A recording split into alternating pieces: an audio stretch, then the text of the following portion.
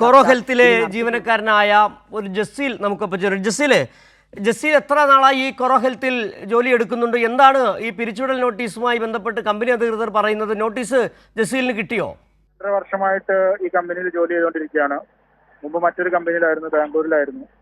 അപ്പോൾ നോട്ടീസ് കിട്ടുമെന്ന് ചോദിക്കാൻ ഞങ്ങൾക്ക് ഇവർ ഇന്ന് വരെ ഒരു നോട്ടീസ് ഇതിനെ കുറിച്ച് തന്നിട്ടില്ല. അവർ ആദ്യം മെയിലിൽ അതും ഈ കാര്യങ്ങളൊക്കെ പറഞ്ഞതിന് ശേഷം വെള്ളിയാഴ്ച രാത്രി 11 മണിയോടുകൂടി ഞങ്ങൾക്ക് ഒരു മെയിലാണ് വന്നത്. അതായത് നിങ്ങൾ ഈ കമ്പനിയുടെ പാർട്ടല്ല എന്ന് പറഞ്ഞിട്ട്. അതായത് ജസീലിനും ഈ മൊത്തം 800 പേർക്കാണ് ഈ മെയിൽ വന്നിരിക്കുന്നതാണ് മനസ്സിലാക്കാൻ കഴിയുന്നത്. കാരണം എന്താണ്? അല്ല, സാധാരണഗതിയിൽ ഇങ്ങനെ എന്തുകൊണ്ട് നിങ്ങൾ ഒഴിവാകണമെന്ന് പറയുന്നതിന് കാരണങ്ങൾ ചൂണ്ടിക്കാട്ടാറുണ്ടല്ലോ. എന്താണ് അവർ കാരണമായി പറഞ്ഞത്?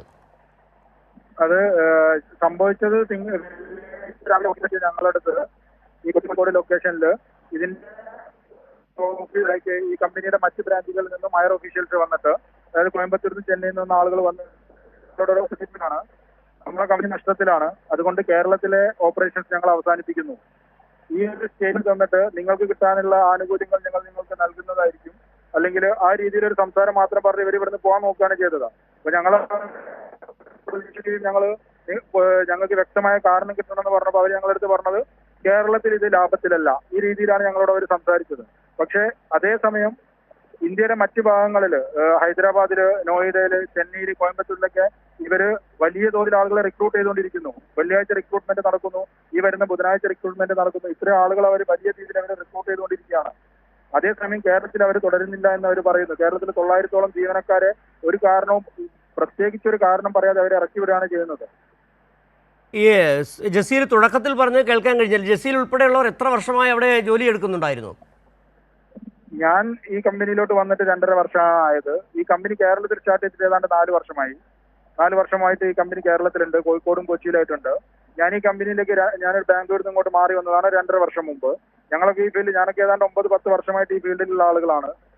ഈ 1 വർഷം മുതൽ 12 വർഷം വരെ എക്സ്പീരിയൻസ് ഉള്ള ആളുകൾ ഈ കമ്പനിയിൽ ഇപ്പോൾ വർക്ക് ചെയ്യുന്നുണ്ട്. നിലവിൽ കേരളത്തിലെ കമ്പനികളിൽ ഈ 900 ആളുകൾ ഇവരൊക്കെ ഉൾപ്പെടും. ഇതിനകത്ത് ജസീൽ ഒരു കാര്യം, ഈ ജസീലിനെ പോലെയുള്ള എക്സ്പീരിയൻസ്ഡ് ആയ ആളുകൾക്ക് അതിനനുസരിച്ചുള്ള വേതനം നൽകേണ്ടതുണ്ട്. സ്വാഭാവികമായും വലിയ വേതനം നൽകേണ്ടി വരുമ്പോൾ അവരെ സംബന്ധിച്ച് കമ്പനിയുടെ തന്ത്രമായിരിക്കാം പുതിയ ആളുകളെ റിക്രൂട്ട് ചെയ്തുകൊണ്ട് ആ പ്രതിസന്ധി മറികടക്കുക എന്നുള്ളത്. അങ്ങനെയും കരുതുന്നുണ്ടോ നിലവിൽ? അങ്ങനെയാണെങ്കിൽ കേരളത്തിൽ ഇത്രയും വലിയ സാലറി കൊടുക്കുന്നത്, ഇപ്പൊ ഞാനടക്കം 10 വർഷം എക്സ്പീരിയൻസ് പറഞ്ഞ കാര്യമില്ല. നമുക്ക് ഈ IT ഫീൽഡിൽ ഈ സാലറി, ലാർജ് സ്കെയിൽ സാലറികളൊന്നും ഇവർ കൊടുക്കുന്നില്ല. ഇനി ഉണ്ടെങ്കിൽ തന്നെ അത് മാനേജർ ലെവലിലുള്ള ആളുകൾക്കാണ് ഈ സാലറികളൊക്കെ കൊടുക്കൂ. ആ മാനേജേഴ്സിൽ പലരെയും അവർ സേവ് ചെയ്തിട്ടുണ്ട്. ചില ആളുകളെ ഇപ്പോഴും അവർ തിരിച്ച് അവരുടെ അതാത് ലൊക്കേഷനുകളിൽ അവർ തിരിച്ചു വരിച്ചിട്ടുണ്ട്. പിന്നെ പുതിയ ആളുകൾ എടുക്കാന്നുള്ളതല്ല, പുതിയ ആളുകൾ അവർക്ക് കേരളത്തിൽ എടുക്കാനോ, അവരെന്തുകൊണ്ട് കേരളത്തിൽ എടുക്കുന്നില്ല? മറ്റു ലൊക്കേഷനുകളിൽ ഉയർന്ന ശമ്പളം വാങ്ങുന്ന ആളുകൾ ഇപ്പോഴും നിലവിലുണ്ടല്ലോ, അവരെ പിരിച്ചുവിടുന്നില്ലല്ലോ. അങ്ങനെയാണെങ്കിൽ ആ ഒരു രീതിയിലാണെങ്കിൽ അവർക്ക് ഉന്നത ശമ്പളം വാങ്ങുന്നവരെ എല്ലാ ലൊക്കേഷനിൽ നിന്നും കുറച്ചുപേരെ, ഒരു 50 പേരെ വെച്ച് ടെർമിനേറ്റ് ചെയ്താൽ പോരെ? അവരെന്തിന് കേരളത്തിലെ ലൊക്കേഷൻ മാത്രം ക്ലോസ് ചെയ്യണം? ബാക്കി എല്ലാ ലൊക്കേഷനിലും അവർ നിലനിർത്തണം. വ്യക്തമായിട്ട് നമ്മൾക്ക് ഇതിനെക്കുറിച്ച് അറിയാം. നമ്മളിത് 2 ദിവസമായിട്ട് ഞങ്ങൾ പറഞ്ഞുകൊണ്ടിരിക്കുന്നതാണ്.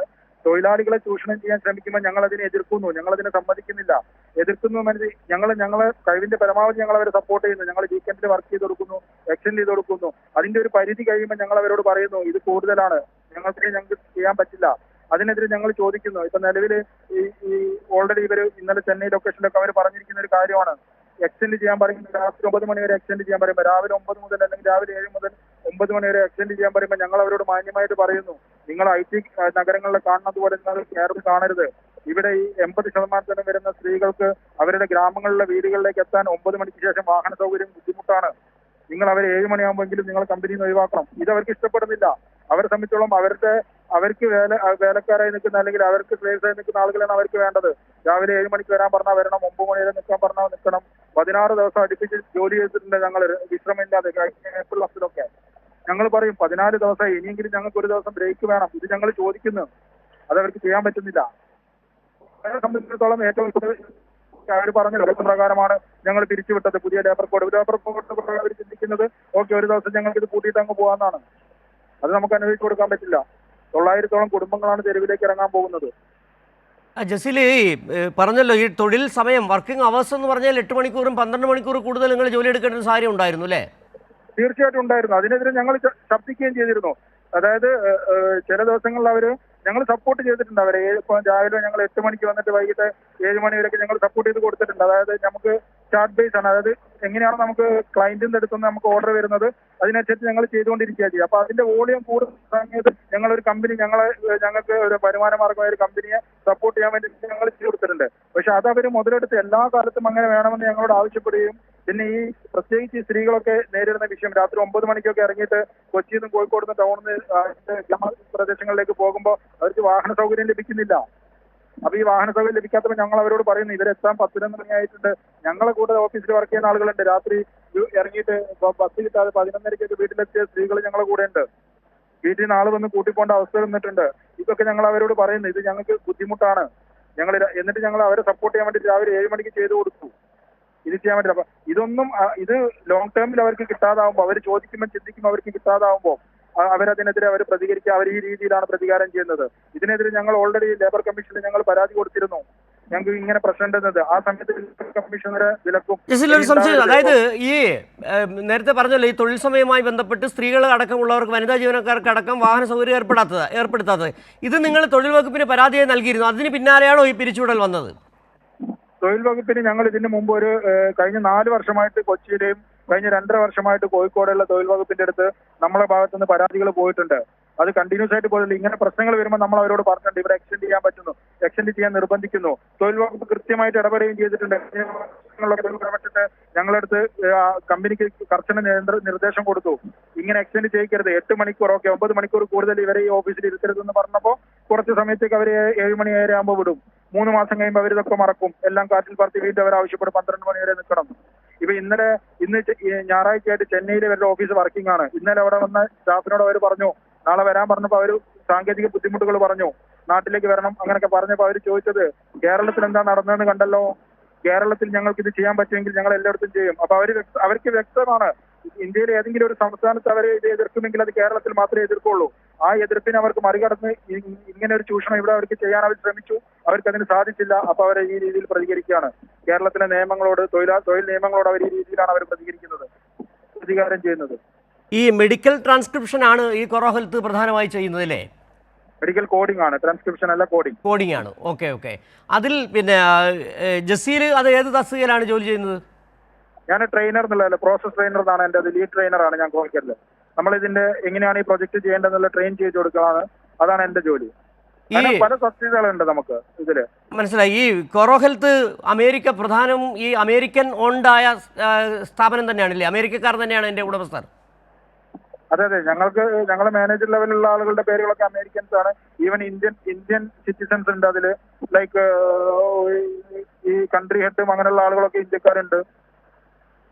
ഓണേഴ്സ് എന്ന് പറയുമ്പോൾ അത് മിക്കവാറും അത് അമേരിക്കൻ ബേസ്ഡ് കമ്പനിയാണിത് പൂർണ്ണമായിട്ടും.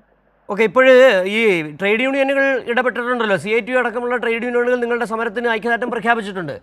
IT മേഖലയിൽ തന്നെ എനിക്ക് ബാംഗ്ലൂരുവിലാണ് IT മേഖലയിൽ ആദ്യം ഒരു ട്രേഡ് യൂണിയൻ ഉണ്ടാകുന്നത് IT ജീവനക്കാരുടെ. ഈ കൊറോ ഹെൽത്തിൽ ഈ സംഘടനയുമായി ബന്ധപ്പെട്ട് നിൽക്കുന്നവരുണ്ടോ നിലവിൽ? സംഘടന നമ്മൾ ഒരു യൂണിറ്റ് എന്നുള്ള രീതിയിലൊന്നും അവിടെ ഇന്ന് വരെ നമ്മളത് ചെയ്തിട്ടില്ല. അങ്ങനത്തെ ഒരു ഇഷ്യൂസിലൊക്കെ നമ്മളെ സഹായങ്ങളുള്ളപ്പോൾ അവർ ഞങ്ങളെ സഹായിച്ചിട്ടുണ്ട്. ഇപ്പൊ ഇന്ന് വിളിച്ചിട്ട് CITU ആയാലും INTUC ആയാലും എല്ലാത്തുനിന്നും ഞങ്ങൾക്ക് അവരവരുടെ എല്ലാവിധ പിന്തുണയും ഞങ്ങൾക്ക് പ്രഖ്യാപിച്ചിട്ടുണ്ട്. ഞങ്ങൾ നേരിട്ട് വിളിച്ച് സംസാരിച്ചിരുന്നു, കോഴിക്കോടും കൊച്ചിയിലും. ഇനിയിപ്പോൾ എന്താണ് ഈ സമരം ഈ ട്രേഡ് യൂണിയനുകളുമായി ചേർന്ന് ഒരു വലിയ സമരത്തിലേക്ക് പോകാനാണോ നിങ്ങളുടെ തീരുമാനം? ഈ പിരിച്ചുവിടപ്പെട്ട 800 പേരും ഈ സമര രംഗത്ത് തന്നെയുണ്ട്. തീർച്ചയായിട്ടും 800-900 പേര് ഇതിന്റെ ഉണ്ട്. സർക്കാർ ഭാഗത്തു നിന്നും ഒരു കൃത്യമായ ഇടപെടലുകൾ ഉണ്ടാകുമെന്നാണ് ഞങ്ങൾ വിശ്വസിക്കുന്നത്. നാളെ ഞങ്ങൾ എറണാകുളം ഗസ്റ്റ് ഹൗസിൽ വെച്ചിട്ട് ഞങ്ങൾക്ക് ഒരു മീറ്റിംഗ് അവർ അറേഞ്ച് ചെയ്തിട്ടുണ്ട് ലേബർ ഡിപ്പാർട്ട്മെന്റുമായിട്ട്. ഇന്ന് കൊച്ചിയിൽ വെച്ച് കേരളത്തിന്റെ മുഖ്യമന്ത്രി VD സതീശനായിട്ട് ഞങ്ങൾക്ക് കാണാൻ സാധിച്ചിട്ടുണ്ട്. അതുപോലെ തന്നെ റെയിൻ സാർ കൃത്യമായിട്ട് അതിൽ ഇടപെട്ട് കാര്യങ്ങൾ പറഞ്ഞിട്ടുണ്ട്. അപ്പൊ അങ്ങനെയുള്ള ആളുകളൊക്കെ ഇടപെടുന്നുണ്ട്. അപ്പൊ ഞങ്ങൾ ഗവൺമെന്റിന്റെ ഭാഗത്തുനിന്ന് ഞങ്ങൾ കൃത്യമായിട്ടുള്ള ഒരു സപ്പോർട്ട് ഞങ്ങൾ പ്രതീക്ഷിക്കുന്നുണ്ട്. ഏതെങ്കിലും രീതിയിൽ ഈ കമ്പനി ഇവിടെ തന്നെ നിലനിർത്താൻ വേണ്ടിയിട്ടുള്ള എല്ലാ സംവിധാനങ്ങളും ഗവൺമെന്റ് അവർക്ക് കൊടുക്കും. അതിനുള്ള സപ്പോർട്ടുകൾ അതിന് സമ്മർദ്ദം ചെലുത്തി കേരളത്തിൽ തന്നെ തുടരാൻ അവർക്കുള്ള എല്ലാ കാര്യങ്ങളും ചെയ്യുന്നതാണ് ഞങ്ങൾ വിശ്വസിക്കുന്നത്.